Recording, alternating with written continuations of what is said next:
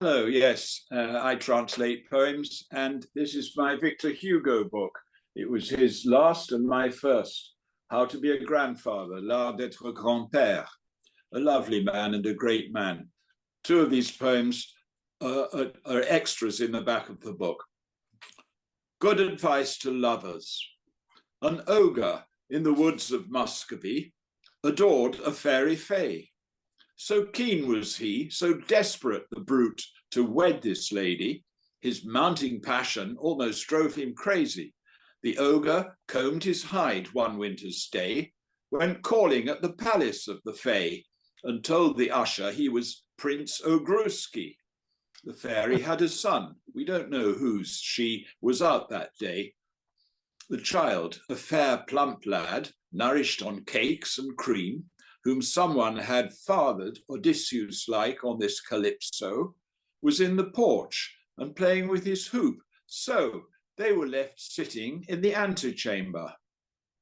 What does one do when snow falls in December, having no prospect of a conversation? The ogre opted for a degustation.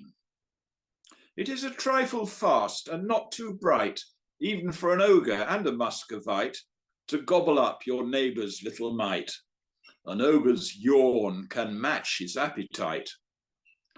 When she returned, no child, the staff advised. She saw the ogre's mouth was oversized. "Have you seen my pretty child at all?" she cried. "I've eaten it," the simple hulk replied. A blunder. If you hope to please, for sure, don't eat the child whose mother you adore.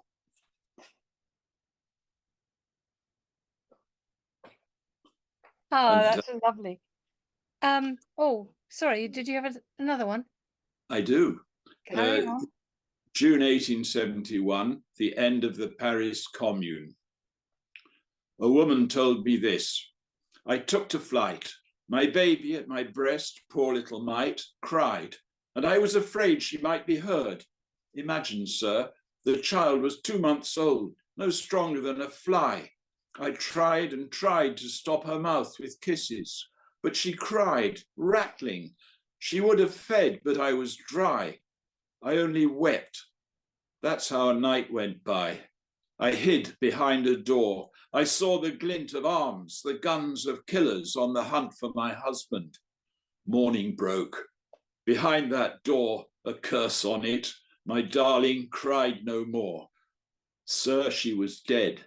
I touched her, she was cold. I ran, not caring if I too was killed, anywhere with my daughter. People called out to me, but I fled, I don't know where, into the fields, and dug a hole with bare hands in some paddock, in a place of shade. It's hard to bury one your breast has fed. I laid to rest in earth my angel, sleeping. The father stood beside her. He was weeping. And finally, from the grandfather book itself, I'm pleasantly lunatic over my Jean. Because she's a woman, she feels like a queen. She knows all their tricks, to be shining-limbed beauties, to quell with a look those who shrink from their duties, to know with mere poses and chiffons and smiles how to fathom and dazzle the hearts she beguiles.